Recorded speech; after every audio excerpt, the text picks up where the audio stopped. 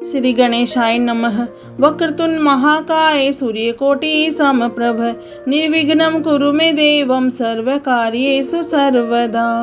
गणेश जी का नाम लेके हम श्रावण मास महात्म प्रारंभ करते हैं। हे शंकर भगवान, हे माता पार्वती, आपको कोटि कोटि प्रणाम और कोटि कोटि धन्यवाद। श्रावण मास महात्म में 9वां अध्याय प्रारंभ करते हैं। शुक्रवार जीवंतिका व्रत की कथा। ईश्वर बोले, हे सनत कुमार, इसके बाद अब मैं शुक्रवार व्रत का आख्यान कहूँगा, जिसे सुनकर मनुष्य संपूर्ण आपदा से मुक्त हो जाता है। लोग इससे संबंधित एक प्राचीन इतिहास का वर्णन करते हैं। पांड्य वंश में उत्पन्न एक सुशील नामक राजा था।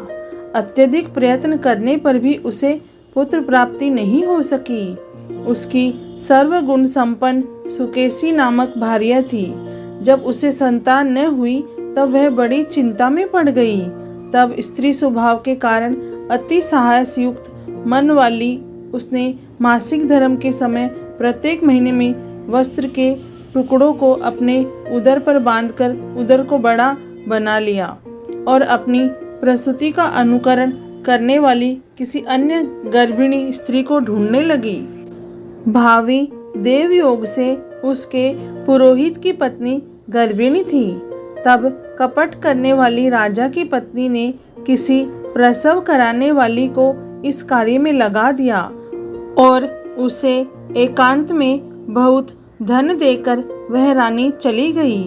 उसके बाद रानी को गर्भिणी जानकर राजा ने उसका पुंसवन और अन्वलोभन संस्कार किया। 8वां महीना होने पर सीमंतोन्नयन संस्कार के समय राजा अत्यंत हर्षित हुए। इसके बाद उस पुरोहित पत्नी का प्रसव काल सुनकर वह रानी भी उसी के समान सभी प्रसव संबंधी चेष्टाएं करने लगी। पुरोहित की पत्नी चूंकि पहली बार गर्भवती थी, अतः प्रसूति कार्य के प्रति वह अनभिज्ञ थी और केवल प्रसव कराने वाली दाई के ही कहने में स्थित थी। तब उस दाई ने पुरोहित पत्नी के साथ छल करते हुए उसके नेत्रों पर पट्टी बांध दी और प्रसव के समय उसके पैदा हुए पुत्र को किसी के हाथ रानी के पास पहुंचा दिया। इस बात को कोई भी नहीं जान सका। उसके बाद रानी ने उस पुत्र को लेकर यह घोषित कर दिया कि मुझे पुत्र रत्न की प्राप्ति हुई है। इन सब के बाद दाई ने पुरोहित की पत्नी के आंखों की पट्टी खोल दी। दाई अपने साथ मांस का एक पिंड लाई थी और उसने वह उसे दिखा दिया। फिर उसके सामने आश्चर्य तथा दुख प्रकट करने लगी कि यह कैसा अनिष्ट हो गया और कहने लगी कि अपने पुरोहित पति से इसकी शांति जरूर करवा लेना। कहने लगी कि संतान नहीं हुई कोई बात नहीं, पर तुम जीवित हो यह अच्छी बात है। इस पर पुरोहित पत्नी को अपने प्रसव के स्पर्श चिंतन से बहुत संदेह हुआ। ईश्वर बोले, राजा ने पुत्र जन्म का समाचार सुन जात कर्म संस्कार कराया और ब्राह्मणों को हाथी घोड़े तथा रथ आदि प्रदान किए। राजा ने कारागार में पड़े सभी कैदियों को प्रसन्नता पूर्वक मुक्त करा दिया। उसके बाद राजा ने सूतक के अंत में नामकरण तथा अन्य सभी संस्कार किए। उन्होंने पुत्र का नाम प्रियव्रत रखा। हे सनत कुमार, श्रावण मास के आने पर पुरोहित की पत्नी ने शुक्रवार के दिन भक्ति पूर्वक देवी जीवंतिका का पूजन किया।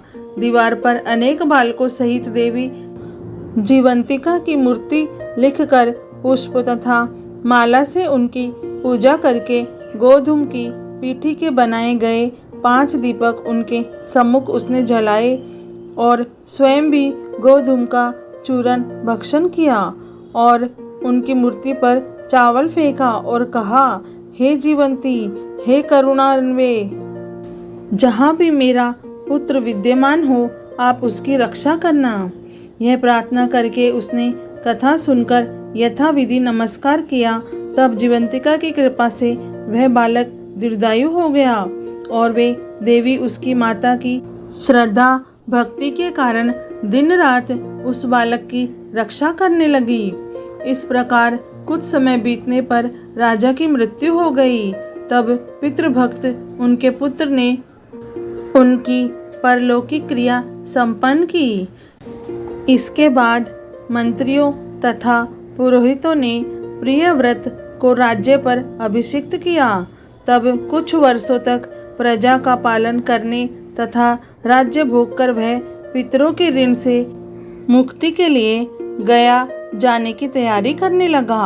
राज्य का भार वृद्ध मंत्रियों पर भक्ति पूर्वक सौंपकर और स्वयं के राजा होने का भाव त्याग कर उसने कार्पटी का भेष धारण कर लिया और गया के लिए प्रस्थान किया।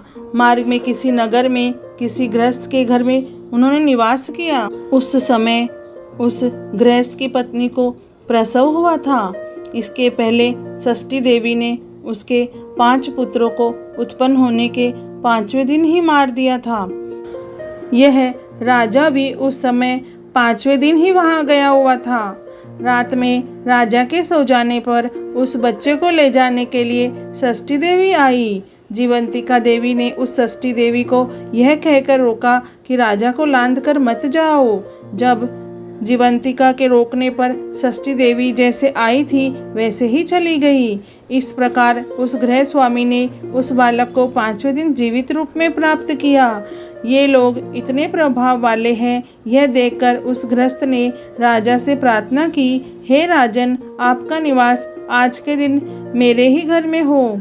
हे प्रभु, आपकी कृपा से मेरा यह छठा पुत्र जीवित रह गया है। उसके इस प्रकार प्रार्थना करने पर करुणानिधि उस राजा ने कहा कि मुझे तो गया जाना है। तब राजा गया के लिए प्रस्थान कर गए। वहाँ पिंड दान करते समय विष्णु पद वेदी पर कुछ अद्भुत घटना हुई। उस पिंड को ग्रहण करने के लिए 2 हाथ निकल कर आए। तब महान विस्मयुक्त राजा संशय में पड़ गए और पुनः पिंडदान कराने वाले ब्राह्मण के कहने पर उन्होंने विष्णु पद पर पिंड रख दिया। इसके बाद उन्होंने किसी ज्ञानी तथा सत्यवादी ब्राह्मण से इस विषय में पूछा। तब उस ब्राह्मण ने उनसे कहा कि ये दोनों हाथ आपके पितर के थे। इसमें संदेह हो तो घर जाकर अपनी माता से पूछ लीजिए, वह बता देगी। तब राजा चिंतित तथा दुखी हुए और मन में अनेक बातें सोचने विचारने लगे। वे यात्रा करके पुनः वहां गए जहां वह बालक जीवित हुआ था। उस समय भी उस स्त्री को पुत्र उत्पन्न हुआ था और वह उसका 5वां दिन था। वह जो दूसरा पुत्र हुआ था उसे लेने रात में फिर वही षष्ठी देवी आई। तब जीवंतिका ने दोबारा रोके जाने पर उस षष्ठी देवी ने उनसे कहा, इसका ऐसा क्या कृत्य है अथवा क्या इसकी माता तुम्हारा व्रत करती है जो तुम रात दिन इसकी रक्षा करती हो। तब षष्ठी का यह वचन सुनकर जीवंती ने धीरे से मुस्कुराकर इसका सारा कारण बताया। उस समय राजा शयन का बहाना बनाकर वास्तविकता जानने के लिए जाग रहा था। अतः उन्होंने जीवंती और षष्ठी दोनों की बातचीत सुन ली। जीवंती ने कहा, हे षष्ठी, श्रावण मास में शुक्रवार को इसकी माता मेरे पूजन में रत रहती है और व्रत के संपूर्ण नियम का पालन करती है।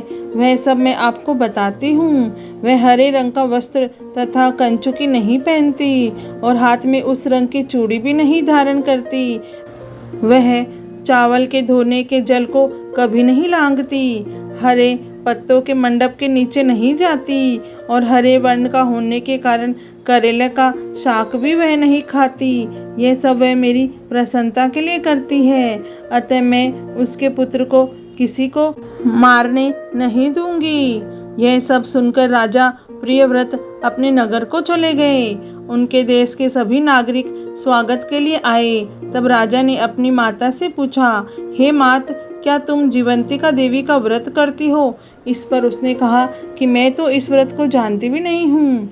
उसके बाद राजा ने गया यात्रा का समुचित फल प्राप्त करने के लिए ब्राह्मणों, सुवासिनी स्त्रियों को भोजन कराने की इच्छा से उन्हें निमंत्रित किया और व्रत की परीक्षा लेने के लिए सुवासिनियों को वस्त्र, कंचुकी तथा कंकण भेजकर कहलाया कि आप सभी को भोजन के लिए राजभवन में आना है। तब पुरोहित की पत्नी ने दूत से कहा कि मैं हरे रंग की कोई भी वस्तु ग्रहण नहीं करती हूँ। राजा के पास आकर दूत ने उसके द्वारा कही गई बात राजा को बता दी। तब राजा ने उसके लिए भी सभी रक्त वर्ण के शुभ परिधान भेजे। वह सब धारण करके वह पुरोहित पत्नी भी राजभवन में आई। राजभवन के पूर्वी द्वार पर चावलों के धोने का जल पड़ा देखकर और वहाँ हरे रंग का मंडप देखकर वह दूसरे द्वार से गई। तब राजा ने पुरोहित की पत्नी को प्रणाम करके इस नियम का संपूर्ण कारण पूछा। इस पर उसने इसका कारण शुक्रवार का व्रत बताया। उस प्रिय व्रत को देखकर उसके दोनों स्तनों में बहुत दूध निकलने लगा। दोनों वक्ष स्थलों ने उस राजा को दूध की धाराओं से पूर्ण रूप से सिंचित कर दिया। तब गया में विष्णु पदी पर निकले दोनों हाथों जीवंतिका तथा षष्ठी दोनों देवियों के वार्तालाप तथा पुरोहित पत्नी के स्तनों से दूध निकलने के द्वारा राजा को विश्वास हो गया कि मैं इसी का पुत्र हूँ। उसके बाद पालन पोषण करने वाली माता के पास जाकर विनम्रतापूर्वक उन्होंने कहा, हे मात, डरो मत, मेरे जन्म का वृतांत सत्य सत्य बता दो। यह सुनकर सुंदर केशों वाली रानी ने सब कुछ सच सच बता दिया। तब प्रसन्न होकर उन्होंने जन्म देने वाले अपने माता पिता को नमस्कार किया और संपत्ति से वृद्धि को प्राप्त कराया। वे दोनों भी परम आनंदित हुए। एक दिन राजा प्रियव्रत ने रात में देवी जीवंती से प्रार्थना की कि हे जीवंती, मेरे पिता तो ये है, तो फिर गया में वे दोनों हाथ कैसे निकल आए थे। तब देवी ने स्वप्न में आकर संशय का नाश करने वाला वाक्य कहा, हे प्रियव्रत, मैंने तुम्हें विश्वास दिलाने के लिए ही यह माया की थी, इसमें संदेह नहीं है। हे सनत कुमार, यह सब मैंने आपको बता दिया। श्रावण मास में शुक्रवार के दिन इस व्रत का अनुष्ठान करके मनुष्य सभी मनोरथों को प्राप्त कर लेता है। इस प्रकार श्रावण मास महात्म का 9वां अध्याय पूर्ण हुआ। ओम नमः शिवाय। हे भोलेनाथ, हे शिव शंभु, आपको कोटि कोटि प्रणाम और कोटि कोटि धन्यवाद। जय भोलेनाथ।